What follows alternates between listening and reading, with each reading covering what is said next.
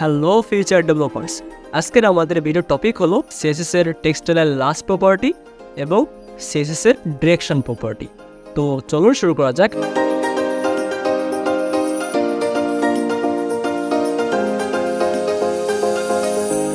তো প্রথমত আমরা আমাদের যে ইন্ডেক্স ফাইল আছে সেখানে আমরা এইভাবে একটা বডির মধ্যে একটা পি ট্যাগ নিছি এবং এই পি ট্যাগের মধ্যে আমরা একটা ক্লাস নিছি, যে ক্লাসের নাম কি দিছি আমরা মাই পি, এবং মাই পির মধ্যে আমরা একটা লেখা দিছি আর কি, যে লেখাটা দেখেন যে আমাদের ব্রাউজারে কিন্তু এইভাবে শো করতেছে। ওকে, এরপরে এই পিটাকে ধরে এই যে ক্লাসটা নিলাম, এই যে মাই পি, এই মাই পিটাকে ধরে আমরা এখানে একটা এবার স্টাইল করব এবং আমরা প্রথমে কি দেখব, প্রথমে দেখবো অ্যাকচুয়ালি আমরা টেক্সটাইল প্রপার্টি। তো চলুন এখানে দেখা যাক। তো প্রথমে এখানে দিলাম যে ডট মাই পি এবং এখানে দেওয়ার পরে এখানে ফার্স্টে আমি যদি একটা কাজ করি, এর একটা বর্ডার দিয়ে দিই, বর্ডার দিয়ে দিলাম যে 1 পিক্সেল সলিড রেড, ঠিক আছে, এবং এর একটা উইথ দিয়ে দিচ্ছি যাতে আপনাদের বুঝতে সুবিধা হয়। আমি দিলাম 500 পিক্সেল। এখন আমি যদি এখানে যাই এবং আমি যদি খেয়াল করি তাহলে দেখেন আমাদের কিন্তু একটা লেখার চারিপাশে একটা বর্ডার চলে আসছে এবং এই লেখাটা কিন্তু 500 পিক্সেলের মধ্যে চলে আসতেছে, ঠিক আছে। আচ্ছা, এরপরে আমার যেই টপিকটা ছিল কি, যে টেক্সট অ্যালাইন প্রপার্টি। তাহলে আমরা এখানে লিখতেছি টেক্সট হাইফেন অ্যালাইন, এন্টার দেওয়ার পরে এখানে দেখেন অনেকগুলো কিন্তু আমাদের ভ্যালু চলে আসতেছে। এই প্রপার্টি টেক্সট অ্যালাইন প্রপার্টি কিন্তু অনেকগুলো ভ্যালু আছে। প্রথমে আমি যদি শুরুতে শুরু করি, আমরা বেসিক্যালি কোনটা ইউজ করে থাকি, সেন্টার। তাহলে আমি দিলাম সেন্টার, এবং সেন্টার দিলে কী হবে দেখেন যে সেন্টার দিলে কিন্তু এই লেখাটা কিন্তু পুরো বক্সের মধ্যে, দেখেন পুরো বক্সের মধ্যে লেখাটা কিন্তু সেন্টার অ্যালাইন চলে আসতেছে।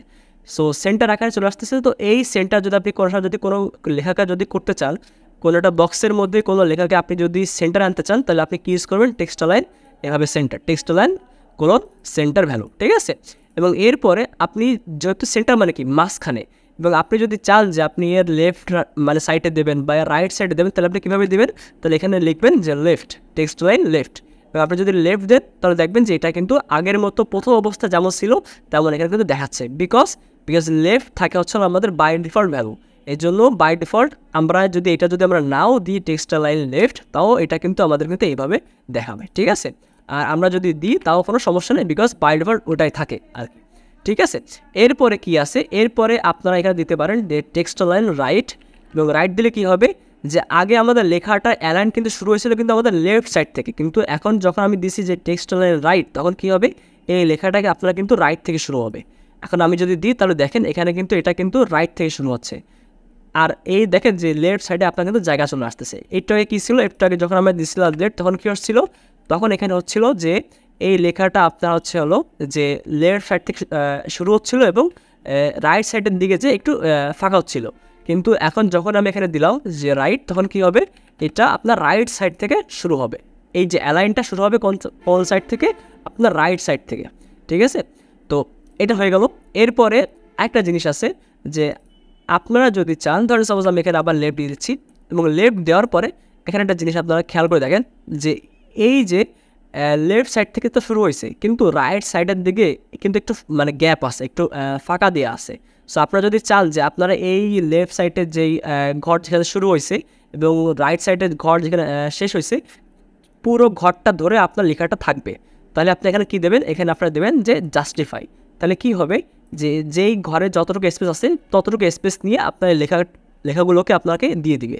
এখন এটা কীভাবে করে, এটা করা হচ্ছে কি, যে কন্টেন্টের মাঝে ওরা স্পেস দিয়ে দেয়, স্পেস দিয়ে জিনিসগুলোকে আপনার পুরো ঘরের মধ্যে মানে দিয়ে দেয়, ঠিক আছে। সো এটার কাছ থেকে এটার কাজ হচ্ছে আপনার জাস্টিফাইয়ের কাজ, ঠিক আছে। আচ্ছা, এরপরে কি আছে, এরপরে দেখেন এখানে এটা তো হয়ে গেল, এবং এখানে টেক্সট লাইনের বেসিক্যালি আমরা এই তিনটা ভ্যালু জানি, যে লেফট বা আপনার রাইট বা সেন্টার, ঠিক আছে, এবং জাস্টিফাই এটাও জানি। এখন এখানে টেক্সট লাইনের আরও দুইটা ভ্যালু আছে, একটা আছে কি, যে স্টার্ট এবং আরেকটা আছে অ্যান্ড। এখন স্টার্ট যদি আপনি দেন তাহলে দেখবেন কি, যে এটা কিন্তু লেফট যেমন কাজ করে না, যে টেক্সট লাইন লেফট ঠিক তেমন কাজ করতেছে।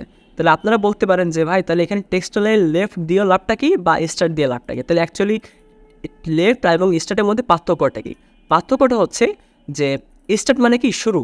এখন শুরু মানে কি, যে যখন আপনার শুরু কনসেপ্টটা আসবে তখন কিন্তু এমন হবে যে শুরু হবে কোন পাশ থেকে। এখন বাই ডিফল্ট আমি তো বলছি যে বাই ডিফল্ট আমাদের লেখাগুলো যখন আপনারা ব্রাউজারে দেখবেন আমরা যাই লিখি না কেন সেটা কিন্তু লেফট টু রাইট আসে, মানে ফার্স্টে লেফট থেকে শুরু হয় তারপরে রাইটের দিকে যায়, ঠিক আছে। সো স্টার্ট মানে কি, যে স্টার্ট মানে হচ্ছে যে কোন থেকে শুরু হয়েছে। এখন তাহলে আমরা যেহেতু জানি যে বাই ডিফল্ট লেফট থেকে রাইটে যায়, তাহলে স্টার্ট দিলে কী হবে, আমাদের লেফট থেকে রাইটে যাচ্ছে, এখন কিন্তু তাই দেখাচ্ছে, ঠিক আছে। এখন আমরা যদি চাই যে না এর ডিরেকশনটা আমরা চেঞ্জ করে দেবো, কেমন, যে আমরা চাচ্ছি যে না আমাদের লেখাটা, আমরা জানি যে ব্রাউজার শুরু হয় কীভাবে, লেফট টু রাইট, কিন্তু আমরা চাচ্ছি যে না আমাদের লেখাগুলো এখন ব্রাউজারে কীভাবে আসবে এবং রাইট টু লেফট আসবে। তাহলে এখানে আমরা মানে কী করতে পারি, এখানে আমরা দিতে পারি যে ডিরেকশন, এবং ডিরেকশন যে প্রপার্টি আছে সেই প্রপার্টি দেওয়ার পরে এর মধ্যে দেখেন এখানে দুইটা ভ্যালু আছে, একটা কি LTR মানে লেফট টু রাইট, এবং আরেকটা কি আছে রাইট টু লেফট। তো LTRটা হচ্ছে লেফট টু রাইট, যেটা বাই ডিফল্ট থাকে, এটা দেয়া না দেয়া সমান, কিন্তু আরেকটা কি আছে, আরেকটা আছে হচ্ছে RTL মানে রাইট টু লেফট। এখন যদি দেখেন, এখন যদি আপনি রিফ্রেশ দেন তাহলে দেখেন কী হবে, এটা কিন্তু এখন কিন্তু শুরু হচ্ছে কোন দিক থেকে, এর ডিরেকশন দিয়ে দিছি হলো আপনার রাইট টু লেফট। তাহলে এই যে টেক্সটটা কী দিয়েছিলাম, আমি দিয়েছিলাম স্টার্ট, তার মানে এখন স্টার্ট করবে কোথা থেকে, আপনার এই রাইট টু লেফট থেকে। সো এইটা ছিল অ্যাকচুয়ালি আপনার স্টার্ট এবং আপনার আমাদের যেই লেফট এর মধ্যে পার্থক্য। এখন সাপোজ আপনি এটা এইভাবে দেওয়ার পরে আপনি এটা যদি এখানে যদি স্টার্ট যদি না দেন, এখানে যদি দেন যে লেফট, তাহলে দেখেন কী হবে অ্যাকচুয়ালি, এখানে দেখেন এখন দেখছেন আমি কিন্তু বলে দিয়েছি যে আমার যে ডিরেকশন হবে কোন দিক থেকে, রাইট টু লেফট, কিন্তু আমি যখনই দিছি এটা টেক্সটাইল লেফট যখন কাজ করে তখন তার জন্য আপনার ডিরেকশন লাগে না, লেফট দেখে যে আমার বক্সের, আমার এই যে বক্সটা আছে এই বক্সের লেফট পাশ কোনটা এবং রাইট পাশ কোনটা। সো ওই অনুযায়ী আপনার হচ্ছে লেফট বা রাইটে আপনার টেক্সটগুলোকে আপনার অ্যালাইন করে দেয়, ঠিক আছে। কিন্তু যখন আপনি আপনার স্টার্টটা দেবেন, স্টার্ট বাই এন্ড, তখন কি করবে, তখন ও ডিরেকশন দেখে যে অ্যাকচুয়ালি আমার ডিরেকশনটা কোন জায়গা থেকে কোন জায়গায় আসতেছে, লেফট টু রাইট আসতেছে নাকি রাইট টু লেফট আসতেছে। সো এখন এইখানে যখন দিয়ে দিয়েছিলাম যে রাইট টু লেফট, তখন কী হচ্ছিল যে অটোমেটিকলি ওর স্টার্ট হচ্ছিল আপনার হচ্ছে রাইট টু লেফট থেকে, ঠিক আছে। এবং আপনি যদি অ্যান্ড দেন তাহলে কী হবে, এখানে যদি দেন স্টার্ট এবং অ্যান্ড, এখন কী হবে, এখন কিন্তু ও উল্টো দিক থেকে আসতেছে, বিকজ ও শুরু হচ্ছিল আপনার যে রাইট টু লেফট। এবং এখন আপনি এখানে যদি দিয়ে দেন যে LTR যেটা বাই ডিফল্ট থাকে, সেটা দিলে কী হবে আগের মতো, যে আপনার এটা অ্যান্ড থেকে শুরু হচ্ছে, বিকজ এইটা ছিল আপনার স্টার্ট এবং এটা হচ্ছে আপনার অ্যান্ড সাইড, ঠিক আছে।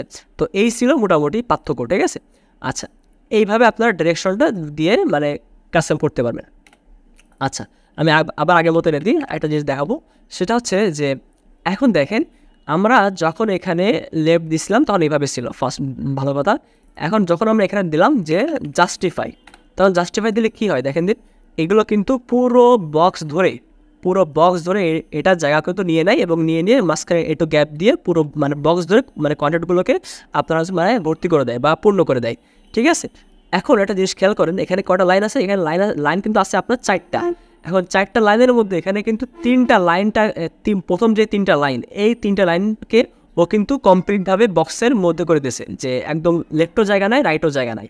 কিন্তু যে 4 নম্বর যে লাইনটা আছে ওর কিন্তু কিছুই করি নাই।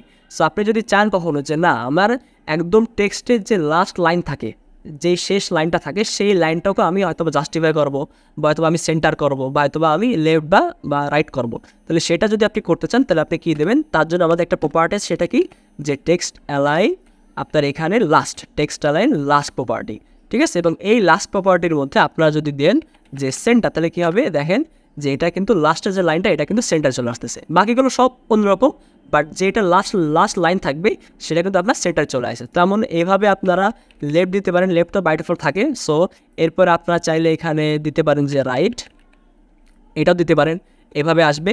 এবং তারপরে চাইলে এখানে যদি দেন যে জাস্টিফাই, তাহলে কী হবে, ও কিন্তু পুরো জায়গাটা কভার করার চেষ্টা করবে। এবার দেখেন ওই কন্টেন্টের মধ্যে বা ওই ওয়ার্ডগুলোর মধ্যে ও কিন্তু স্পেস দিয়ে দিয়েছে এক্সট্রা, এবং দিয়ে ও কিন্তু পুরো বক্স ধরে কিন্তু একে কিন্তু মানে ধরাই দিয়েছে, ঠিক আছে। তো এইভাবে আপনারা যেই লাস্ট লাইনটা থাকে যে কোনো মানে টেক্সটের, সেই লাইনটাকে আপনারা এইভাবে জাস্টিফাই বলেন বা সেন্টার বলেন বা লেফট রাইট করতে পারবেন, ঠিক আছে, বা ওই লাইনটাকে নিয়ে আপনারা কাজ করতে পারবেন।